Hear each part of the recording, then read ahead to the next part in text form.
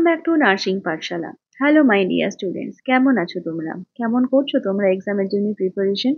এক্সামের জন্য একদমই বেশি সময় হাতে নেই, তাই তোমরা যারা এক্সামের জন্য প্রিপারেশন নিচ্ছ, পোস্ট বেসিক বা এমএসসি, তোমরা কিন্তু পড়ার স্পিডটা আর একটুখানি বাড়িয়ে নাও। চলো, আরো একগুচ্ছ কোশ্চেন নিয়ে আমি আজকের পার্ট 4 প্রিপেয়ার করে নিয়েছি এবং আজকে থাকবে আরো অনেকগুলো ইম্পর্টেন্ট কোশ্চেন। এক্সামের প্রিপারেশনের জন্য আমাদের একটি পেড মক টেস্ট সিরিজ চলছে। তোমরা যারা এখানে জয়েন করতে চাও এবং এক্সাম দিয়ে প্রিপারেশন নিতে চাও, তোমরা এই মক টেস্ট সিরিজে জয়েন করতে পারো। জয়েনিং এর জন্য ডেসক্রিপশন বক্সে আমাদের লিঙ্ক দেওয়া রয়েছে, সেখানটায় যোগাযোগ করে নিও। আমাদের আজকের ফার্স্ট কোশ্চেন রয়েছে এবিজি অ্যানালিসিস থেকে। ভীষণই ইম্পর্টেন্ট একটা টপিক এবিজি অ্যানালিসিস। কোশ্চেনে রয়েছে দেখো, পিএইচ বলছে 7.29, PCO2 বলছে 47 এবং এই সিওসি রয়েছে 24। এটাকে আমরা কিভাবে ইন্টারপ্রেট করব? তো ইন্টারপ্রেট করার জন্য আমাকে কি জানতে হবে? আমাকে জানতে হবে যে নর্মাল ভ্যালুস গুলো কত। তো পিএইচ এর নর্মাল ভ্যালুস রয়েছে 7.35 থেকে 7.45। এটা রয়েছে পিএইচ এর নর্মাল ভ্যালু। PCO2 জন্য ভ্যালুস থাকে 35 থেকে 45 আর এই CO3 জন্য থাকে 22 থেকে 26। এই তিনটে ভ্যালুস মুখস্থ করে ফেললেই আমরা এবিজি অ্যানালাইসিস সহজেই করতে পারবো। এটা একটা বেসিক কোশ্চেন রয়েছে। তো বেসিক কোশ্চেনে যেটা থাকে, প্রথমে আমাদেরকে পিএইচটা আইডেন্টিফাই করতে হয়। পিএইচ যখন 7.29 অর্থাৎ 7.35 এর থেকে কম রয়েছে, তখন সেটা হবে অ্যাসিডোসিস। আর 7.45 এর থেকে যদি বেশি হয় তাহলে সেটা হবে অ্যালকালোসিস। তাহলে এখানে 7.29 রয়েছে, তাহলে এটা হবে অ্যাসিডোসিস। তাহলে এখানে অ্যাসিডোসিসের দুটো অপশন রয়েছে, মেটাবলিক এবং রেসপিরেটরি। তাহলে কোনটা হবে মেটাবলিক এবং রেসপিরেটরির মধ্যে?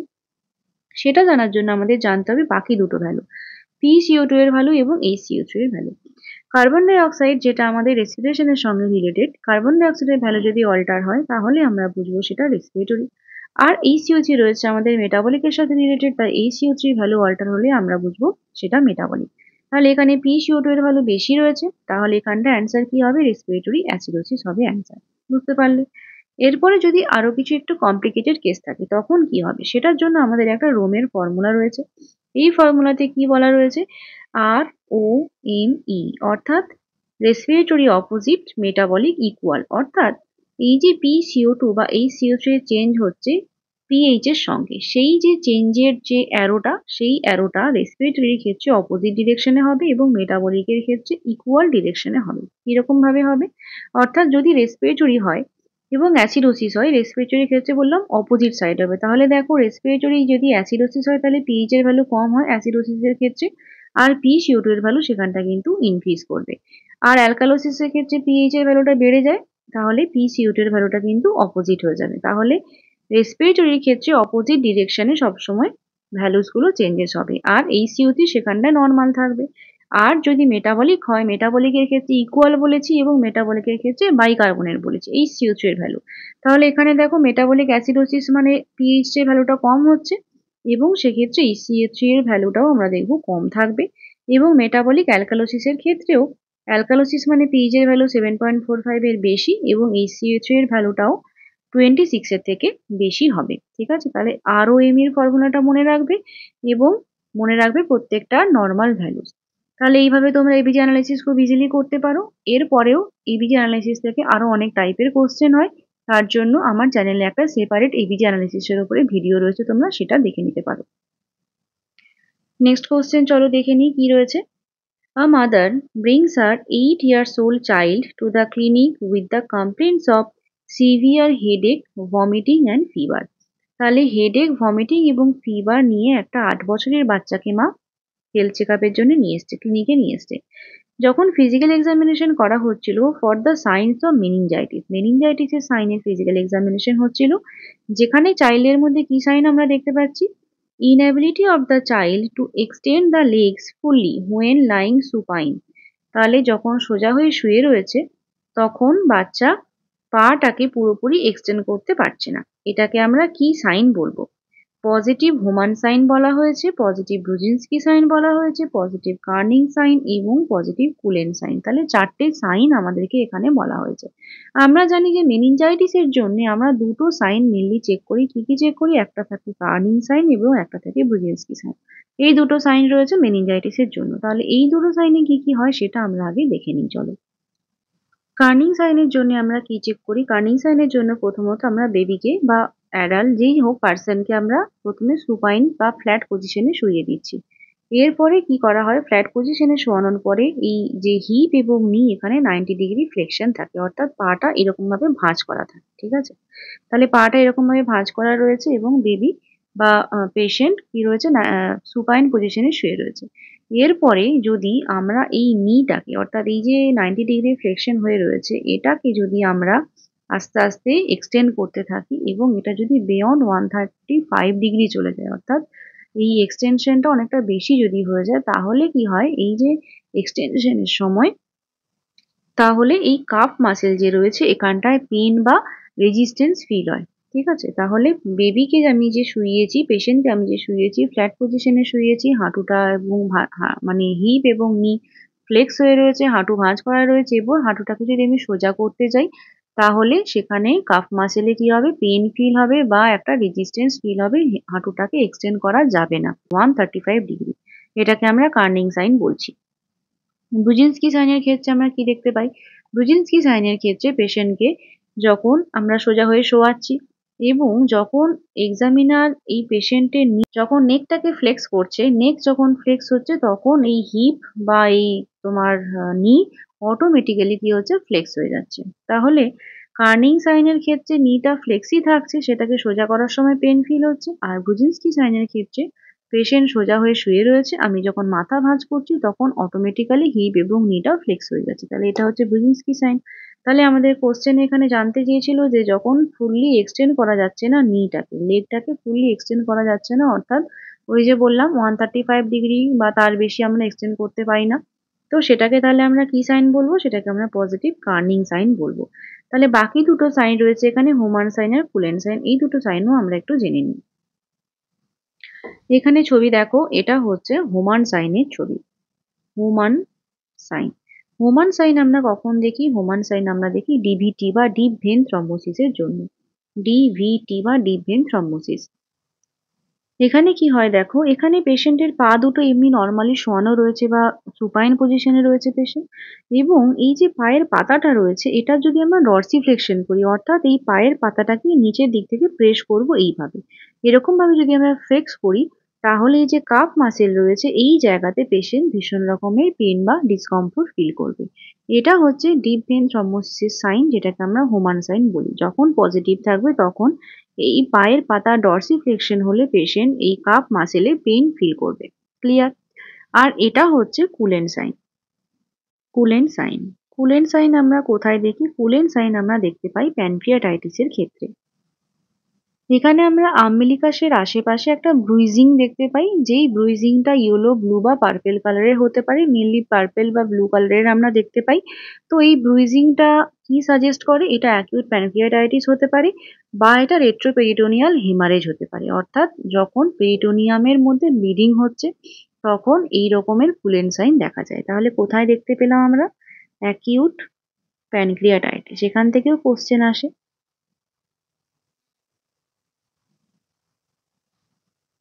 প্যানক্রিয়াটাইটিস, অ্যাকিউট প্যানক্রিয়াটাইটিস বা রেট্রোপেরিটোনিয়াল হেমারেজ, ঠিক আছে, এই দুটো ক্ষেত্রে আমরা দেখতে পাই। কুলেন সাইন কোথায় দেখা যায়, এইভাবেও কোশ্চেন আসে। ক্লিয়ার হয়েছে? নেক্সট কোশ্চেন দেখি কি রয়েছে। এখানে রয়েছে, when performing a neurological assessment of a client, a nurse identifies that the client has a dilated right pupil. The nurse concludes that this suggests a problem with which cranial nerve? তাহলে dilated right pupil এর জন্য কোন cranial nerve এর problem হতে পারে বলে nurse detect করবে। আইবলের movement বা আইবলের যে কনস্ট্রিক্ট হওয়া বা সেটা ডাইলেট হওয়া, এগুলো রিলেট করে কে, এগুলো কন্ট্রোল করে আমাদের অকিউলো মোটর নার্ভ। অকিউলো মোটর অর্থাৎ এখানে যে মোটর অ্যাড রয়েছে, মোটর অর্থাৎ আইবলের মুভমেন্ট। তাহলে অকিউলো মোটর নার্ভের যদি ড্যামেজ হয় বা অকিউলো মোটর নার্ভ যদি কোনোভাবে অ্যাফেক্টেড হয় তাহলে এই পিউপিলারি কনস্ট্রিকশন এটা সাথে সমস্যা হতে পারে। তাহলে অকিউলোমোটর নার্ভ রয়েছে, এটা কত নম্বর নার্ভ, এটা হচ্ছে আমাদের থার্ড ক্রেনিয়াল নার্ভ। তাহলে এখানে অ্যান্সার হবে থার্ড। বাকি যে সেকেন্ড ক্রেনিয়াল নার্ভ রয়েছে, সেকেন্ড ক্রেনিয়াল নার্ভ হচ্ছে অপটিক নার্ভ। অপটিক নার্ভ মানে কি, অপটিক নার্ভ হচ্ছে আমাদেরকে দেখতে হেল্প করছে, অর্থাৎ যে নার্ভ ইম্পালস আসছে সেই ইম্পালসটাকে দিয়ে আমরা বুঝতে পারছি যে আমরা কিসের ছবি দেখলাম, এবং এখানে যদি কোনো সমস্যা হয়, অ্যাবনর্মালিটিস হয়, তাহলে ভিজুয়াল ইম্পেয়ারমেন্ট হবে, আমরা দেখতে পাবো না কিছুই। তাহলে সেকেন্ডটা হলো optic. Seventh cranial nerve, facial nerve আমরা জানি, এবং ফেসিয়াল নার্ভের সাথে ডিরেক্ট কোনো পিউপিলের কন্ট্রোল নেই। সেভেন্থ হচ্ছে ফেসিয়াল। তাহলে আমাদের ফেসিয়াল যে সমস্ত এক্সপ্রেশনস বা ফেসিয়াল মুভমেন্টস গুলো, এগুলোকে ফেসিয়াল নার্ভ কন্ট্রোল করবে। আর লাস্ট যেটা রয়েছে ফোর্থ, ফোর্থ হচ্ছে আমাদের trochlear nerve. Trochlear nerve, trochlear nerve কি করে? এটা একটা সুপিরিয়র অবলিক মাসেল, যেটা আমাদের আইয়ের যে আপওয়ার্ড এবং ডাউনওয়ার্ড মুভমেন্ট হয়, ডাউনওয়ার্ড বা আউটওয়ার্ড আই মুভমেন্ট গুলো হয়, এগুলোকে খানিকটা কন্ট্রোল করে, কিন্তু ডাইলেটেশনের সাথে এটার কোনো সম্পর্ক নেই। ঠিক আছে, তাহলে সেকেন্ড ক্রেনিয়াল নার্ভ হলো অপটিক নার্ভ, সেভেন্থ হলো ফেসিয়াল, ফোর্থ হলো ট্রক্লিয়ার এবং থার্ড হলো অকিউলোমোটর। তোমাদের আমি বলেছিলাম যে প্রত্যেকটা নার্ভের সাথে সাথে সেগুলো কি নার্ভ, কি কাজ করে, এবং সেটা সেন্সরি না মোটর, নাম্বার ওয়াইজ মনে রাখতে হবে, মুখস্থ করতে হবে। ওটা তোমরা অবশ্যই করে নিও। এরপরে চলো নেক্সট কোশ্চেন। কোশ্চেন নাম্বার 4 বলছে, টিস্যু প্লাজমিনোজেন অ্যাক্টিভেটর বা TPA is to be administered to a client in the emergency department, which is the priority nursing assessment। তাহলে টিস্যু প্লাজমিনোজেন অ্যাক্টিভেটর বা টিপিএ যদি ক্লায়েন্টকে দেওয়া হয়, তাহলে আমাকে প্রায়োরিটিতে কি দেখতে হয় বা কোনটাকে অবজার্ভ করতে হবে? তাহলে বলো, এই যে টিস্যু প্লাজমিনোজেন অ্যাক্টিভেটর বা টিপিএ রয়েছে, এটা কি টাইপস অফ ড্রাগ বা এটা কি রকম মেডিসিন? এটা হচ্ছে থ্রম্বোলাইটিক এজেন্ট। Thrombolytic agent. তাহলে এই যে থ্রম্বোলাইটিক এজেন্ট টিপিএ বা টিস্যু প্লাজমিনোজেন অ্যাক্টিভেটর, এটা কি কাজে হেল্প করবে? তাহলে এটা কোনো ক্লট যদি হয় সেগুলোকে ব্রেকডাউন করতে হেল্প করবে। তাহলে এই ক্লট ব্রেকডাউনের জন্য টিপিএ আমরা কোথায় কোথায় দিতে পারি?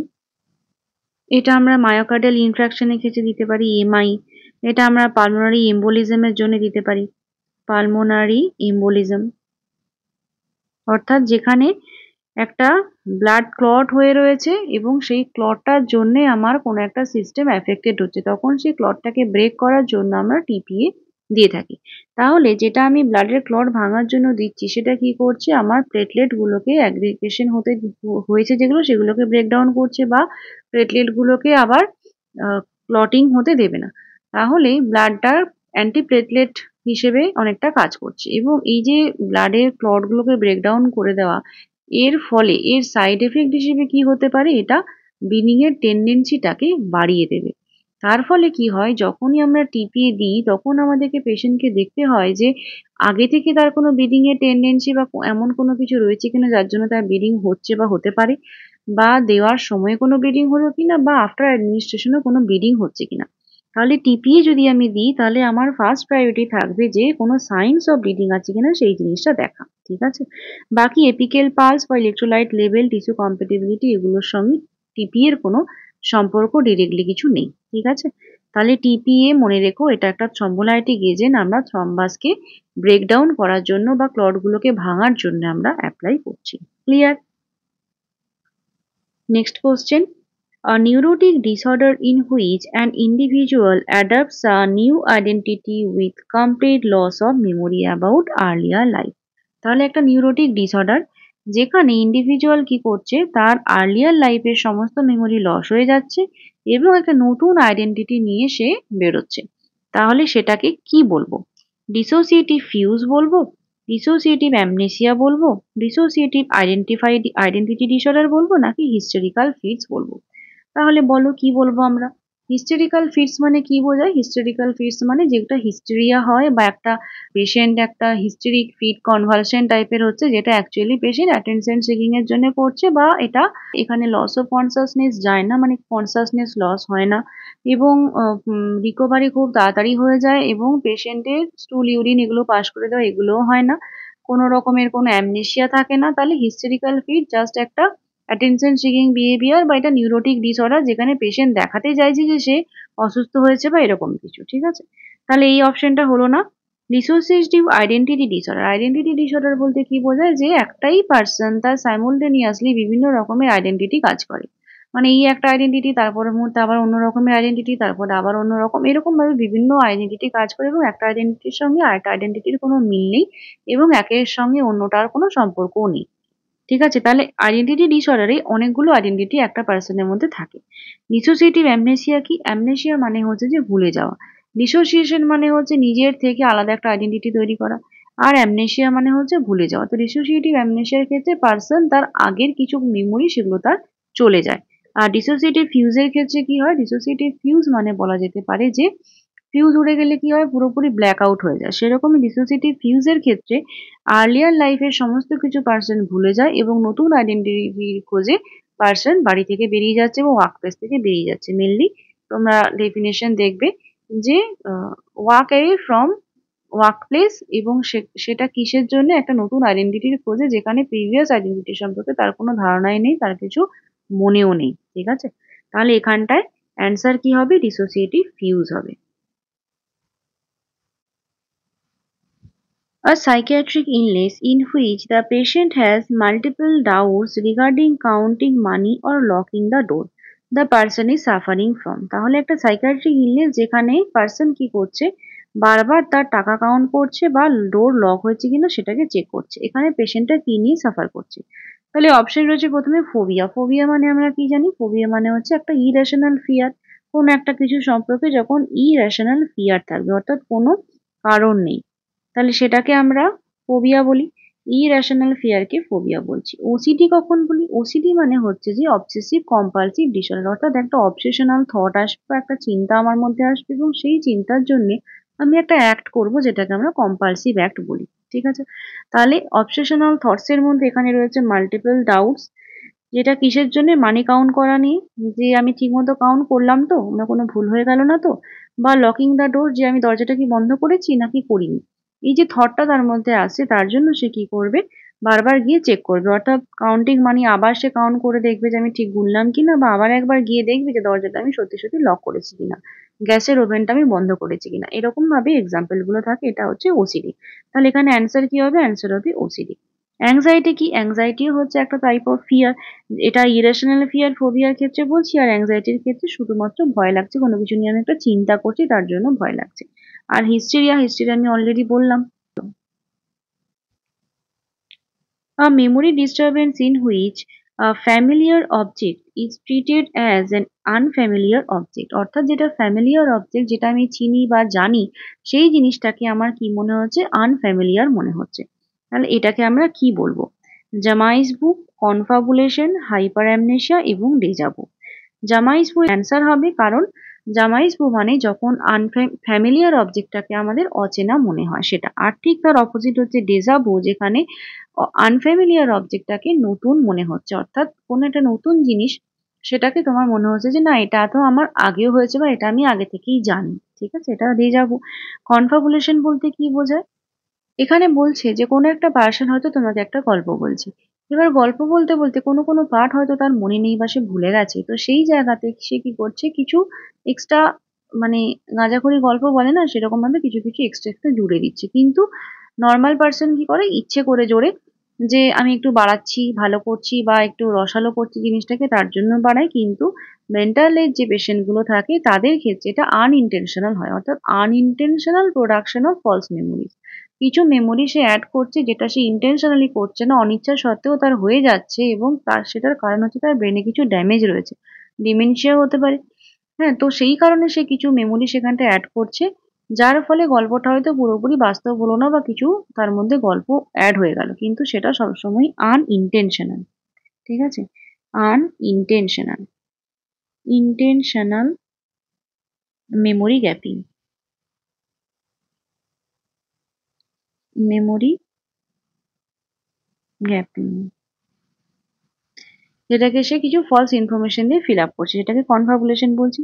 আর হাইপার অ্যামনেসিয়া কি, অ্যামনেসিয়া মানে ভুলে যাওয়া, কিন্তু হাইপার অ্যামনেসিয়া মানে কিন্তু অতিরিক্ত মনে রাখা, অর্থাৎ এমন কিছু কিছু তোমাকে ডিটেলস বলে দিচ্ছে, এত পুঙ্খানুপুঙ্খভাবে বিবরণ বিস্তার করছে যে সেটা মানে জেনারেলি হওয়া পসিবল নয়। ঠিক আছে, তাহলে হাইপার অ্যামনেসিয়া মানে হচ্ছে যে একদম ছোট ছোট ডিটেলস কে যে যখন মনে রাখতে পারছে কেউ, সেই যে এক্সট্রা ব্রেনের ক্যাপাসিটি, সেটাকে হাইপার অ্যামনেসিয়া বলছে। এটাও একটা অ্যাবনর্মাল কন্ডিশন বলতে পারি, যেখানে কোনো ট্রমার কারণে বা কোনো হিপনোসিস বা কোনো নার্কোসিস হচ্ছে, সেই জায়গাতে এটা হওয়া পসিবল, আদারওয়াইজ নর্মাল পার্সনের ক্ষেত্রে হাইপার অ্যামনেসিয়া হয়নি, তাই না? নেক্সট কোশ্চেন রয়েছে, adaptive mechanism of giving excuse when person can not solve a problem. তাহলে একটা প্রবলেম আমি সলভ করতে পারছি না, যেই কারণে আমি কিছু এক্সকিউজ দিচ্ছি। তাহলে এই যে এক্সকিউজটা দিচ্ছি এটা কি রকমের ডিফেন্স মেকানিজম হবে। তাহলে আর একটা ডিফেন্স মেকানিজমের কোশ্চেন এখানটায় রয়েছে। তাহলে ফার্স্ট রয়েছে প্রজেকশন। প্রজেকশন মানে কি বলেছিলাম? প্রজেকশন মানে হচ্ছে নিজের একটা ভুল, আমি সেটা সলভ করতে পারছি না, কিন্তু নিজের একটা দোষ সেটাকে আমি ঢাকার জন্য অন্যের উপরে দোষারোপ করছি। ঠিক আছে? তাহলে আমি যখন দোষারোপ করছি অন্যের উপরে তখন সেটা হচ্ছে প্রজেকশন। রেশনালাইজেশন মানে কি? রেশনালাইজেশন মানে হচ্ছে যে আমি কোনো কিছুর কারণ দেখাচ্ছি। অর্থাৎ আমি যখন কোনো প্রবলেম সলভ করতে পারছি না সেটা কেন করতে পারলাম না তার জন্য আমি কিছু এক্সকিউজ দিচ্ছি। তাহলে অ্যান্সার এখানে কি হবে? রেশনালাইজেশন। কম্পেনসেশন মানে কি? কম্পেনসেশন মানে ক্ষতিপূরণ। আর সাবস্টিটিউশনটার এক্সাম্পল কি হবে? যে কোনো কিছুর জন্য হয়তো আমি কোনো একটা কিছু সাবস্টিটিউট বা বাদ দিয়ে দিচ্ছি। তাহলে এক্সাম্পল কি হবে? ধরো আমার কিছু একটা ঘটেছে যেটার জন্যে আমার একটা যেটা প্রয়োজন ছিল বা যেটা আমি অ্যাচিভ করতে গেছিলাম সেটা আমি অ্যাচিভ করতে পারিনি। তো সেটা অ্যাচিভ করতে পারিনি বলে তার সাবস্টিটিউট হিসেবে আমি আরো একটা অন্য কিছু পারসিভ করলাম যেটা তার থেকে একটু কম ভ্যালুজের রয়েছে কিন্তু তাও আমার ইগোটাকে স্যাটিসফাই করছে। যেমন কি? যেমন এক্সাম্পল হচ্ছে যে একজন এমবিবিএস কোর্সে ভর্তি হতে চেয়েছিল কিন্তু এমবিবিএস সে পায়নি। তো এমবিবিএস সে পায়নি বলে সে কি করলো? সে হচ্ছে বিডিএস কোর্সে ভর্তি হয়ে গেল। তাহলে পুরোপুরি এমবিবিএস না হলেও সে একটা ডেন্টিস্টের কোর্সে ভর্তি হলো এবং তার জন্য তার ইগোটাও স্যাটিসফাই হলো এবং তার সাবস্টিটিউট হিসেবে মানে একটা সাবস্টিটিউট হিসেবে আমরা আর একটা জিনিস পেলাম। ঠিক আছে? তাহলে এটা হচ্ছে substitution. The most important complication of mumps in post-pubertal male is post-pubertal মেলদের ক্ষেত্রে মামসের কমপ্লিকেশনস কি হবে? Hypopituitarism, sterility, decrease in libido, decrease in androgens. মামসের ক্ষেত্রে কমপ্লিকেশনস হয় কি? অর্কাইটিস রয়েছে, ওফরাইটিস রয়েছে, ওভারাইটিস হয় এবং প্যানক্রিয়াটাইটিসও হয় বাচ্চাদের ক্ষেত্রে। তো এখানটায় যেহেতু বলেছে যে পোস্ট পিউবার্টাল মেল, তাহলে পিউবার্টির পরে যখন হচ্ছে, তো পিউবার্টির পরে যদি মামস হয় তখন সেক্ষেত্রে আমরা স্টেরিলিটি দেখতে পাই যেটা মেন কমপ্লিকেশনস এর মধ্যে পড়ে। কিছু কমিউনিকেবল ডিজিজ রয়েছে এই আমাদের কমিউনিটি সাবজেক্টের মধ্যে যেগুলো কিন্তু ইম্পর্টেন্ট এবং টুকটাক কোশ্চেন এখান থেকে আসে। তাহলে প্রত্যেকটা ডিজিজ তার পজিটিভ অর্গানিজম কি রয়েছে, তার ইনকিউবেশন পিরিয়ড কতটা রয়েছে এবং সেখান থেকে কমপ্লিকেশনস কি হয় এইটা। আর যে ক্ষেত্রে র্যাশ অ্যাপিয়ার হচ্ছে, যেমন ধরো তোমাদের মিজেলস রয়েছে, মিজেলস র্যাশ অ্যাপিয়ার করে, তারপরে তোমার চিকেন পক্স রয়েছে সেখানে র্যাশ অ্যাপিয়ার করে। তাহলে এই র্যাশের যে ক্যারেক্টারিস্টিক্স কিরকম সেই ক্যারেক্টারিস্টিক্স গুলো মুখস্থ করে রাখবে। ঠিক আছে? নেক্সট কোশ্চেন রয়েছে a tracheoesophageal fistula should be suspected in a neonate immediately after birth if one of the following is present। তাহলে tracheoesophageal ফিস্টুলার ক্ষেত্রে কোন সাইনটা যদি আমরা দেখতে পাই তাহলে বুঝবো যে সেক্ষেত্রে এই টিইএফ রয়েছে। অপশন রয়েছে jaundice, bile stained vomitus, absence of sucking আর excessive amount of frothy saliva in the mouth. তাহলে ট্রাকিও ইসোফেজিয়াল ফিস্টুলা জিনিসটা কি? একটা রয়েছে ট্রাকিয়া যেটা কিনা আমাদের রেসপিরেটরি ট্র্যাক্ট, আরেকটা রয়েছে ইসোফেগাস ঠিক তার পাশেই যেটা আমাদের জিআই ট্র্যাক্ট। তাহলে ট্রাকিও ইসোফেজিয়াল ফিস্টুলার ক্ষেত্রে এই জিআই ট্র্যাক্ট এবং রেসপিরেটরি ট্র্যাক্ট দুটো কি হচ্ছে? কানেক্ট হয়ে যাচ্ছে, দুটো জুড়ে যাচ্ছে। এবার তার আবার অনেকগুলো টাইপ রয়েছে। তো এই ট্রাকিওএসোফেজিয়াল ফিস্টুলা যদি থাকে তাহলে সেক্ষেত্রে আমরা দেখতে পাবো যে বাচ্চা যে রয়েছে বাচ্চার ক্ষেত্রে এক্সেসিভ অ্যামাউন্ট অফ ফ্রদি স্যালাইভা বা সিক্রেশনস দুটোর মধ্যে আসছে। ঠিক আছে? এটা দেখে আমরা ডিটেক্ট করতে পারবো যে বেবির টিইএফ বোধহয় রয়েছে। Next question. নেক্সট কোশ্চেনটা রয়েছে তোমাদের প্রিভিয়াস ভিডিওতে যে কোশ্চেনটা তোমাদের জন্য ছিল, increased depth of breathing with normal respiratory rate is called. তাহলে নর্মাল রেসপিরেটরি রেট রয়েছে কিন্তু ডেপথ অফ ব্রিদিংটা শুধু ইনক্রিজ হয়েছে, তাহলে এখানটা অ্যান্সার কি হবে? এটার অ্যান্সার হবে হাইপার অ্যাপনিয়া। তোমরা অনেকেই সঠিক উত্তর দিয়েছো, ভেরি গুড। কিন্তু অনেকে কয়েকজন আমাকে বলেছো যে এটা কুসমালস ব্রিদিং হবে, কিন্তু কুসমালস ব্রিদিং এটা কেন হবে? কুসমাল ব্রিদিং এর ক্ষেত্রে ব্রিদিং প্যাটার্নটা কিরকম হয়? নর্মালি যে ব্রিদিং প্যাটার্ন থাকে, নর্মাল ব্রিদিং প্যাটার্নের থেকে এটা হয় কিরকম? র্যাপিড। র্যাপিড হয়, তার সঙ্গে সঙ্গে ডিপ ব্রিদিং হয় এবং তার সঙ্গে লেবার ব্রিদিংও হয়। তাহলে এই যে র্যাপিড ব্রিদিং হচ্ছে তাহলে ডেপথও বাড়ছে, মানে ইনক্রিজ ডেপথও থাকছে, তার সঙ্গে সঙ্গে রেসপিরেটরি রেটটাও ইনক্রিজ হচ্ছে, সেক্ষেত্রে কুসমাল ব্রিদিং হবে। কিন্তু হাইপার অ্যাপনিয়ার ক্ষেত্রে শুধুমাত্র ডেপথ অফ ব্রিদিং যেটা সেটা ইনক্রিজ করবে কিন্তু রেটটা কখনোই ইনক্রিজ হবে না। বুঝতে পারলে? তাহলে নর্মাল ব্রিদিং প্যাটার্ন এরকম টাইপের হয়, কুসমাল ব্রিদিং বললাম এইটা, আর হাইপার অ্যাপনিয়ার ক্ষেত্রে কিরকম হবে? এই ব্রিদিংটাই নর্মাল ব্রিদিংটা এরকম ভাবে এর যে ডেপথটা সেই ডেপথটা ইনক্রিজ হবে, এটাকে আমরা হাইপার অ্যাপনিয়া বলছি। বুঝতে পারলে? অর্থোপনিয়া কখন বলি? আমরা একটা অর্থোস্ট্যাটিক হাইপোটেনশন পড়েছিলাম না, যেখানে পেশেন্ট হঠাৎ করেই শুয়ে থাকার পরে উঠে বসলে সেখানে বিপিটা ফল করে যাচ্ছে। তো অর্থোপনিয়ার ক্ষেত্রে কি হচ্ছে, অর্থোপনিয়ার ক্ষেত্রেও শর্টনেস অফ ব্রিদিং হচ্ছে যখন পেশেন্ট সোজা হয়ে শুয়ে পড়ছে, বা হচ্ছে যে সোজা হয়ে ফ্ল্যাট হয়ে শুলে তার ডিস্ট্রেস হচ্ছে, কিন্তু উঠে বসে পড়লে তখন আর সমস্যাটা হচ্ছে না। তাহলে এটাও এক ধরনের অর্থোস্ট্যাটিক হাইপোটেনশন যেরকম হয়, অনেকটা সেরকম টাইপেরই, কিন্তু যেহেতু ব্রিদিং, তো ব্রিদিং এর জন্য শুয়ে পড়লে কষ্টটা বেশি হচ্ছে।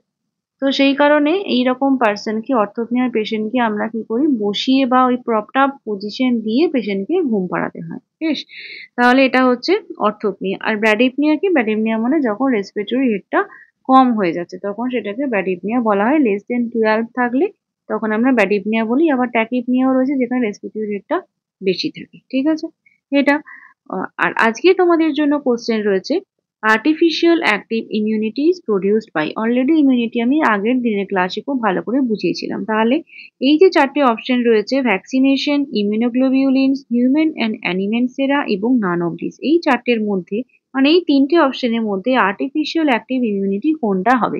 ঝটপট অ্যান্সারটা লিখে ফেলো কমেন্ট বক্সে। ওকে, চলো নেক্সট কোশ্চেন কি রয়েছে দেখি। Severe asphyxia is indicated by an Apgar score. Apgar score আমাদের এক্সামের জন্য ভীষণ ভীষণ ইম্পর্টেন্ট। তাহলে আবগার স্কোরিং এর জন্য আমাদেরকে এই চারটা মুখস্থ করে নিতে হবে। আবগারের জন্য পাঁচটা লেটারে পাঁচটা রয়েছে। এ ফর রয়েছে অ্যাক্টিভিটি, পি ফর রয়েছে পালস, জি ফর রয়েছে গ্রিমেস, এ ফর রয়েছে অ্যাপিয়ারেন্স এবং আর ফর রয়েছে রেসপিরেশন। তাহলে প্রত্যেকটার জন্য রয়েছে 0 পয়েন্ট, 1 পয়েন্ট এবং 2 পয়েন্ট। এবং কোনটার জন্যে কত কি রকম হলে আমরা 0 পয়েন্ট দেবো, 1 পয়েন্ট দেবো এবং 2 পয়েন্ট দেবো সেটা আমাদেরকে মুখস্থ রাখতে হবে, তবেই আমরা স্কোরিংটা করতে পারবো। তাহলে অ্যাক্টিভিটির ক্ষেত্রে বলা হয় যে যখন বেবির কোনো অ্যাক্টিভিটি নেই, বেবি একদমই স্লপি হয়ে পড়ে রয়েছে, তখন তাকে আমরা কোনো স্কোর দিই না। কিন্তু যদি আর্ম বা লেগ এগুলো ফ্লেক্স থাকে তাহলে 1 পয়েন্ট দিই। বেবি যদি অ্যাক্টিভ থাকে, অ্যাক্টিভলি মুভ করছে, তখন তাকে আমরা 2 পয়েন্ট দিচ্ছি। এবং এটা আমরা কিসের উপরে দিচ্ছি? মাসেল টোনের উপরে দিচ্ছি। নেক্সট রয়েছে পালস। পালসের ক্ষেত্রে আমরা কি করি? পালসের রেটটা কাউন্ট করি যে কত রেটে পালস চলছে। তো যদি অ্যাবসেন্ট থাকে তাহলে 0 হয়ে যায়, যদি 100 এর নিচে থাকে তাহলে সেটা হয় 1 পয়েন্ট, আর 100 এর উপরে থাকলে হয় 2 পয়েন্টস। গ্রিমেক্স কি? গ্রিমেক্স মানে হচ্ছে রিফ্লেক্স ইরিটেবিলিটি বা রিফ্লেক্স কিরকম ভাবে রয়েছে। একটা ফ্লপি হলে কোনো পয়েন্ট দিচ্ছি না, যদি মিনিমাল রেসপন্স থাকে তাহলে সেখানে 1 পয়েন্ট থাকে, আর যদি প্রম্পট রেসপন্স করে কোনো স্টিমুলি দিলে তাহলে সেক্ষেত্রে আমরা 2 পয়েন্ট করে দিই। অ্যাপিয়ারেন্স অর্থাৎ আমরা বাইরে থেকে বেবিকে যেরকম দেখছি তার স্কিনের কালার, যদি ব্লু কালার থাকে, পেল কালারের থাকে তাহলে 0 পয়েন্ট দেওয়া হয়। পিঙ্ক বডি থাকে, ব্লু এক্সট্রিমিটিস থাকে তাহলে 1 পয়েন্ট, এবং যদি পুরো বডি বেবি পিঙ্ক থাকে তাহলে তাকে বলা হচ্ছে 0.2। আর রেসপিরেশনের ক্ষেত্রে আমরা রেট কাউন্ট করি না। রেসপিরেশনের ক্ষেত্রে শুধু আমরা রেসপিরেটরি প্যাটার্নটা দেখি। তাহলে এখানে যদি না থাকে তাহলে 0 হবে, স্লো অ্যান্ড ইরেগুলারের ক্ষেত্রে হয় 1 পয়েন্ট, এবং ভিগোরাস ক্রাই যদি থাকে সেখানে হয় 2 পয়েন্ট। টোটাল স্কোর এখানে কত হবে? 5টা পয়েন্টের জন্য 2 করে হলে এখানে টোটাল স্কোর থাকে 10। এবং এই স্কোরের ইন্টারপ্রিটেশন আমরা কিভাবে করি? স্কোর যদি হয় 7 to 10 তাহলে সেখানে আমরা বলি এটা হচ্ছে হেলদি বেবি। 7 to 10 স্কোরের ক্ষেত্রে হয় হেলদি বেবি। 4 to 6 যদি থাকে তাহলে সেখানে মনে হয় যে কিছু মেডিকেল অ্যাসিস্ট্যান্সের প্রয়োজন আছে। আর 0 to 3 যদি হয় তাহলে আমাকে বলতে হবে তার ইমিডিয়েট মেডিকেল কেয়ারের প্রয়োজন। বেশ, তাহলে এই চারটা একদম পুরো ঝরঝরে মুখস্থ করে নেবে।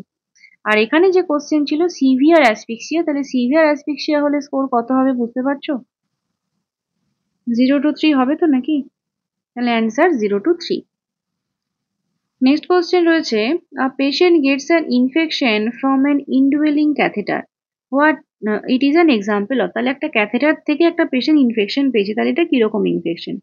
আয়াট্রোজেনিক infection, nosocomial infection, droplet infection নাকি কন্টামিনেশন? কন্টামিনেশন মানে আমরা কি বুঝি? একটার সাথে আরেকটা লেগে গেলে যেই যেরকম ভাবে ইনফেকশন হয়ে যায় সেটাকে আমরা কন্টামিনেশন বলি।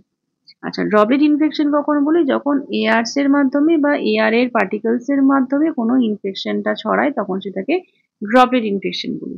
নোজোকোমিয়াল ইনফেকশন কখন বলি? যেটা আমার হসপিটাল অ্যাকোয়ার্ড ইনফেকশন বা হসপিটালে থাকার কারণে যে ইনফেকশনটা হয় সেটা।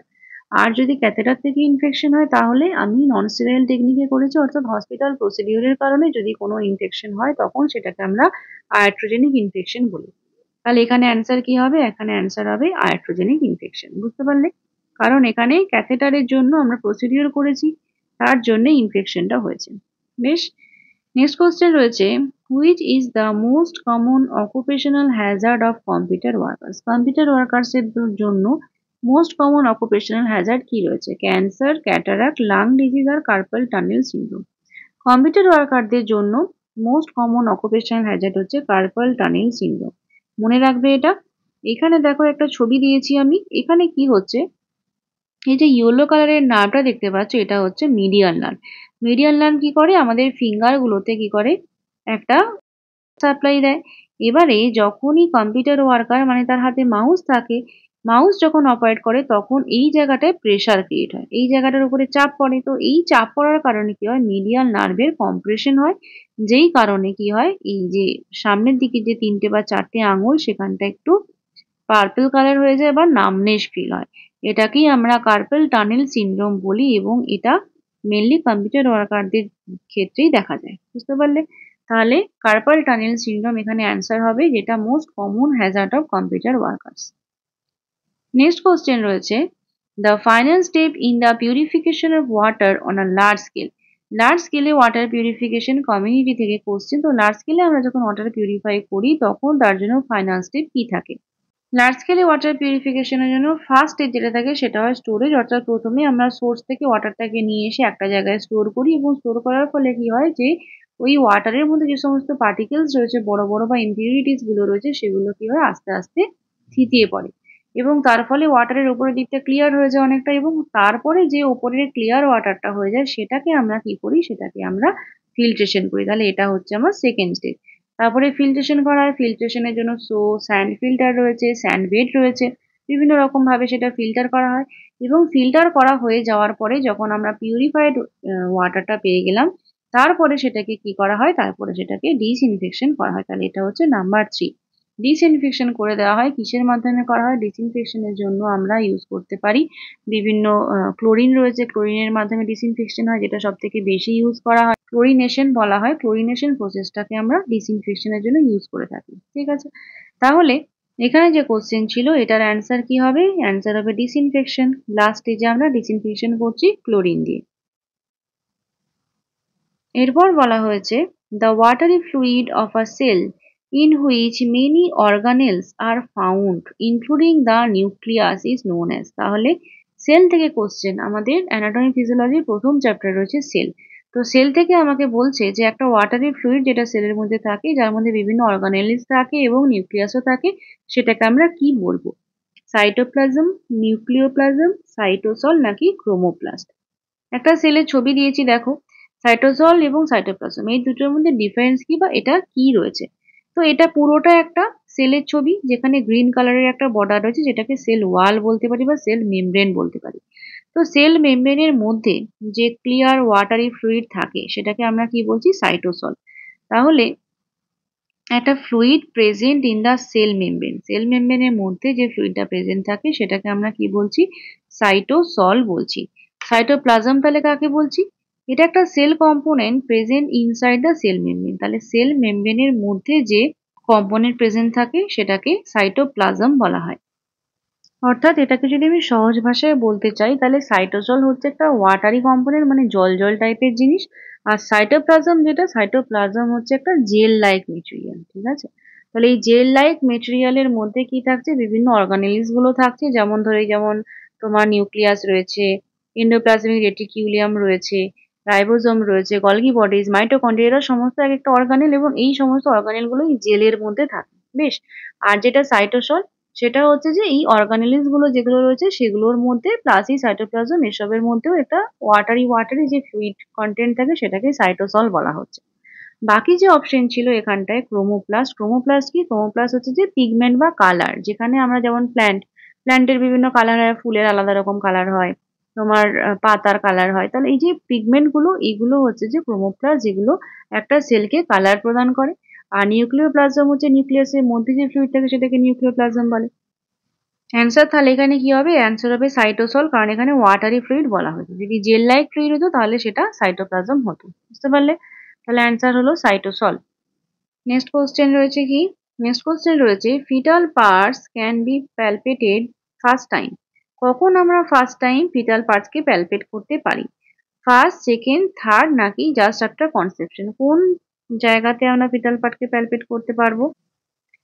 ফার্স্ট ট্রাইমেস্টার মানে কোন সময়টা বোঝাচ্ছে? ফার্স্ট ট্রাইমেস্টার মানে প্রথম 3 মাস। তাহলে প্রথম 3 মাসে সময় তো আমার ওই যে প্লাসেন্টা রয়েছে, প্লাসেন্টা ফুললি ডেভেলপ হতে লেগে যায়, প্লাস হচ্ছে যে ফিটাসের অর্গানোজেনেসিস হচ্ছে এবং ফিটাসের হালকা করে মানে স্ট্রাকচার গুলো ফরম্যাট হচ্ছে, যে স্ট্রাকচার গুলো সেগুলো ফরমেশন ফার্স্ট ট্রাইমেস্টারে হয়। সেকেন্ড ট্রাইমেস্টারে যখন আস্তে আস্তে ফিটাসটা বড় হচ্ছে, অর্গান গুলো কমপ্লিট হচ্ছে বা ডেভেলপমেন্ট হচ্ছে, হাত পায়েগুলো ডেভেলপ হচ্ছে, তখন কি গিয়ে আমরা প্যালপেট করতে পারি ফিটাল পার্ট গুলো। আর থার্ড ট্রাইমেস্টারে তো আমরা পুরোপুরি প্যালপেট করতে পারি, বেবি কোন জায়গাতে রয়েছে তার লাই প্রেজেন্টেশন এগুলো সবই আমরা থার্ড ট্রাইমেস্টারের শেষের দিকে বুঝতে পারি। তাহলে ফার্স্ট টাইম যেহেতু এখানটায় কোশ্চেনে বলেছে যে ফার্স্ট টাইম আমরা কখন প্যালপেট করতে পারি, তাহলে সেই জন্য এখানটা অ্যান্সার হচ্ছে সেকেন্ড ট্রাইমেস্টার। আর থার্ড ট্রাইমেস্টারে আমরা খুব ভালোভাবে বুঝতে পারি। সেকেন্ড ট্রাইমেস্টারে আমরা ফার্স্ট টাইম প্যালপেট করতে পারছি, থার্ড ট্রাইমেস্টারে গিয়ে আমরা তার লাইভ প্রেজেন্টেশন সমস্ত কিছু বুঝতে পারি। নেক্সট কোশ্চেন রয়েছে, fundal height at 24 weeks of gestation is above. 24 weeks of জেস্টেশনে ফান্ডাল হাইটটা কত হয়? ফান্ডাল হাইট বোঝার জন্য তোমাদেরকে এই ছবিটা দেখতে হবে। এটা খুবই পরিচিত একটা ছবি, আমাদের ডিসি দত্ততে রয়েছে। এটা হলো সিম্পাসিস পিউবিস, এটা হচ্ছে আমাদের আম্বিলিকাস এবং এটা হচ্ছে আমাদের জিফিস টার্নাম। তাহলে এই তিনটে পয়েন্ট রয়েছে, তিনটে পয়েন্টে কখন থাকে? 12 উইকসে থাকছে সিম্পাসিস পিউবিসে, 24 উইকসে থাকছে আম্বিলিকাসে এবং জিফিস টার্নামে কখন থাকছে? থাকছে 36 উইকসে। এই তিনটে একদম মুখস্থ করে নেবে। এরপরে 24 থেকে মানে 12 থেকে 24 এর যে মাঝামাঝি মিডওয়ে বিটুইন আম্বিলিকাস এন্ড সিম্পাসিস পিউবিসে পৌঁছচ্ছে কখন? 16 উইকস অফ টাইম। 16 উইকসে কোথায় পৌঁছচ্ছে?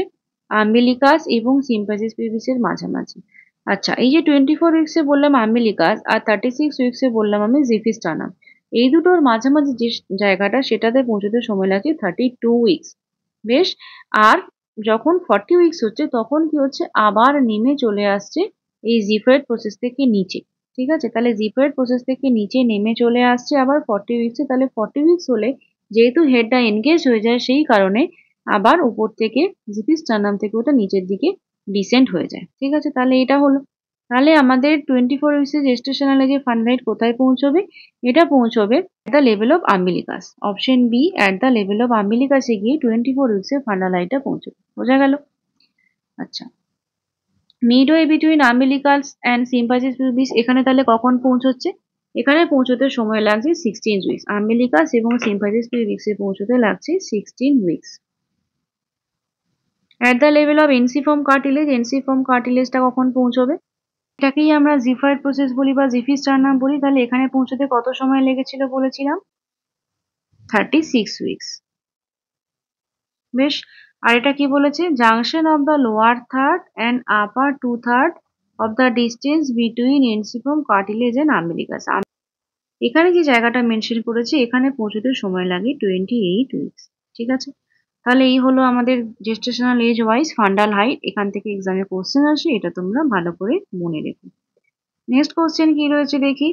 নেক্সট রয়েছে purple blue tinge of the cervix. সার্ভিক্সের একটা পার্পেল ব্লু কালারের টিঞ্জ হয়ে যায়, যেটাকে আমরা কি বলি? কয়েকটা সাইন রয়েছে ডিউরিং প্রেগনেন্সিতে দেখা যায়, যেগুলো ডেফিনেটিভ সাইন বলা হয় আর্লি প্রেগনেন্সির ক্ষেত্রে। কি কি রয়েছে? ফার্স্ট রয়েছে জ্যাকোইমার সাইন বা চ্যাডউইক সাইন, যেটাকে ডাস্কি হিউই বলা হয় ভেস্টিবিউলসের। তো এটাকেই আমরা 8 উইকস অফ প্রেগনেন্সিতে দেখতে পাই। তো এটাকেই পার্পল, যেটা আমরা টিঞ্জ বললাম বা ডাস্কি হিউ বলা হয়, ব্লুইশ ডিসকালারেশন বলা হয়, এইরকম ভাবে বিভিন্ন নাম রয়েছে। এটাকেই আমরা জ্যাকুইমার সাইন বা চ্যাডউইক সাইন বলি। ওসিয়েন্ডার সাইন কাকে বলা হয়? এটা হচ্ছে ল্যাটারাল ফর্নিক্সে আমরা একটা পালসেশন ফিল করতে পারি, এটাও 8 উইকস অফ প্রেগনেন্সিতে দেখতে পাই।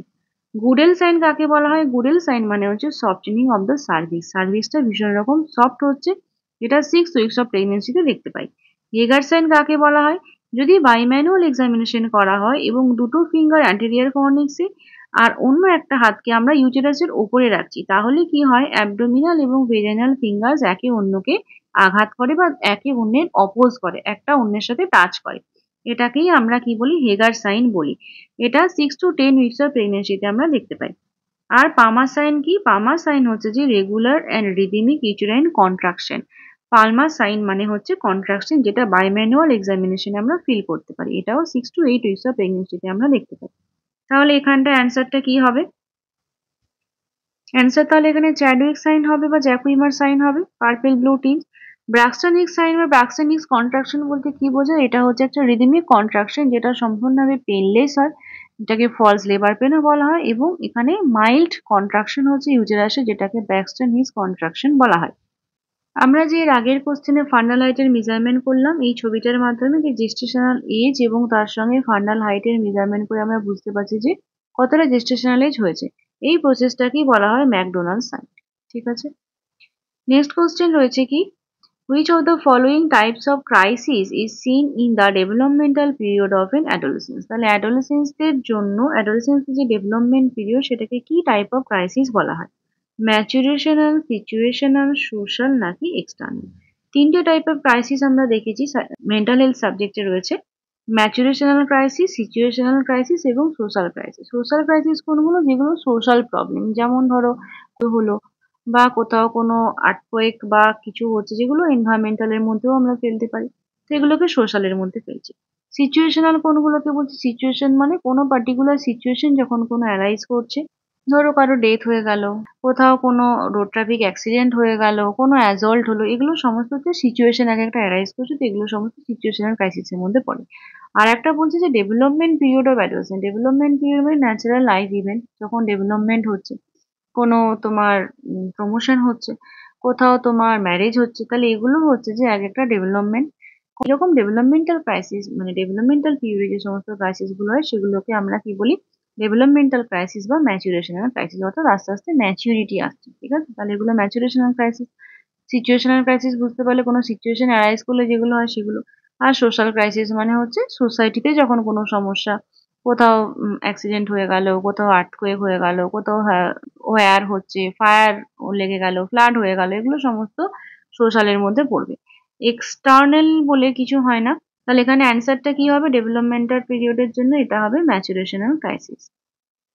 আজকের last question, when the placenta villi invade the myometrium the placenta is termed as? প্লাসেন্টার ভিলি, প্লাসেন্টার ভিলি কি হয়? আমাদের ইউটেরাসের যে ভেতরের লাইনিং বা ভেতরের লেয়ার এন্ডোমেট্রিয়ামের ওপরে অ্যাটাচ হয়ে থাকে। এবারে এই এন্ডোমেট্রিয়াম পেরিয়ে সেটা মায়োমেট্রিয়াম অবধি, এবং মায়োমেট্রিয়ামটাকেও যদি ইনভেড করে যায় তখন আমি বলবো প্লাসেন্টা অ্যাক্রিটা, প্লাসেন্টা ইনক্রিটা এবং প্লাসেন্টা পারফিটা, এই তিনটে হচ্ছে প্লাসেন্টার যে অ্যাডেশন, সেই অ্যাডেশনের উপরে বেস করে তিন রকমের টাইপ। এখানে একটা ছবি রয়েছে দেখো, এটা হচ্ছে আমাদের প্লাসেন্টা, এই রেড কালারেরটা, এটা হচ্ছে আমাদের প্লাসেন্টা, এবং এটা হচ্ছে ইউটেরাইন ওয়াল, এই এই লেয়ারটা হচ্ছে ইউটেরাইন ওয়াল। এটা আম্বিলিকাল কর্ড রয়েছে, তাহলে প্লাসেন্টা রয়েছে। এইবারে প্লাসেন্টার ক্ষেত্রে যখন নর্মাল প্লাসেন্টা হয় তখনই এতটা অবধি প্লাসেন্টা থাকে, অর্থাৎ এটা এন্ডোমেট্রিয়াম রয়েছে, এন্ডোমেট্রিয়ামের ওপরে এটা অ্যাডিশন হয়ে রয়েছে। এবারে যখন অ্যাক্রিটা হচ্ছে তখন এই এন্ডোমেট্রিয়ামটাকে পেরিয়ে আবার সেটা এই মিডিয়ামটাকে ইনভলভ করছে। আর ইনক্রিটার ক্ষেত্রে কি হচ্ছে? এন্ডোমেট্রিয়াম এবং মায়োমেট্রিয়ামটাকে ডিপলি ইনভেড করছে। আর পারকিটার ক্ষেত্রে এন্ডোমেট্রিয়াম, মায়োমেট্রিয়াম এবং পেরিমেট্রিয়াম ভেদ করে কি করছে? সে ইউটেরাইন ওয়ালের বাইরে অবধি বেরিয়ে যাচ্ছে। বুঝতে পারলে? তাহলে এইরকম যদি হয় তখন এই প্রত্যেকটাই হচ্ছে এই যে অ্যাডিশন হয়, প্লাসেন্টার যে অ্যাডিশন হচ্ছে ওয়ালের সাথে, সেটার এক একটা টাইপ। তাহলে আমাকে এখানে কোশ্চেনে জানতে চেয়েছে যে যদি মায়োমেট্রিয়ামকে ইনভেড করে, অর্থাৎ মায়োমেট্রিয়ামকে ইনভেড করলে সেটাই মিডিয়াম ক্যাটাগরির মধ্যে পড়ছে। তারপরের ক্যাটাগরি চলে যাবে যদি মায়োমেট্রিয়ামকে ইনভেড করে এবং ইউটেরাসের বাইরে অবধি সেটা বেরিয়ে যায়। ঠিক আছে, তাহলে সেটা পারফিটা। তাহলে এখানে অ্যান্সার কি হবে বুঝতে পারছো? অ্যান্সার হবে প্লাসেন্টা ইনফিটা, অর্থাৎ মিডিল স্টেজে রয়েছে। প্লাসেন্টা এক্সট্রাকোরিয়ালিস হচ্ছে একটা অ্যাবনর্মাল টাইপ অফ প্লাসেন্টা, যেখানে কি হয়, এই যে প্লাসেন্টা দুটো প্লেট থাকে, একটা ম্যাটার্নাল প্লেট থাকে এবং একটা ফিটাল প্লেট থাকে, এবং এই দুটো প্লেট একটা সাইডে গিয়ে মার্চ হচ্ছে এবং সেখানটা দিয়ে প্লাসেন্টার যে ওয়ালটা রয়েছে সেটা চলে যাচ্ছে। কিন্তু এক্সট্রাকোরিয়াল প্লাসেন্টার ক্ষেত্রে কি হয়, এই যে ট্রানজিশনটা একটা তোমার কোরিয়ান এবং একটা অ্যামনিয়ান, এই যে একটা তোমার মার্জিন তৈরি হচ্ছে, সেই মার্জিনটা ঠিক মতো থাকে না। কোথাও দেখা যাচ্ছে যে একটা ফ্ল্যাট মার্জিন, কোথাও একটা উঁচু হয়ে রয়েছে। এই যে এই টাইপ অফ যে অ্যাবনর্মালিটি সেটাকে আমরা প্লাসেন্টা এক্সট্রাকোরিয়ালিস বলি, যার মধ্যে একটা রয়েছে সার্কাম মার্জিনেট হয় এবং একটা সার্কাম ভ্যালেট হয়। এটা আমি একটা অন্য কোশ্চেনে কোনো একদিন ডিসকাস করবো, যেখানে আমরা প্লাসেন্টার অ্যাবনর্মালিটিস গুলো ডিটেলসে পড়বো। ঠিক আছে, তাহলে আপাতত এই কোশ্চেন থেকে অ্যাক্রিটা, ইনক্রিটা এবং পারফিটা এই তিনটে তোমরা নোট করে নিও, এখান থেকেও এক্সামে কোশ্চেন আসে। তাহলে এটা হচ্ছে প্লাসেন্টার যে অ্যাডিশন হচ্ছে তার উপরে বেস করে এই তিনটে টাইপ। ঠিক আছে। থ্যাংক ইউ সবাইকে পুরো ভিডিওটা দেখার জন্য। ভালো লাগলে লাইক, কমেন্ট ও শেয়ার করো। খুব তাড়াতাড়ি দেখা হবে আরো একটি ভিডিও নিয়ে। তোমরা সবাই খুব ভালো থাকবে এবং মন দিয়ে পড়াশোনা করবে। Bye bye.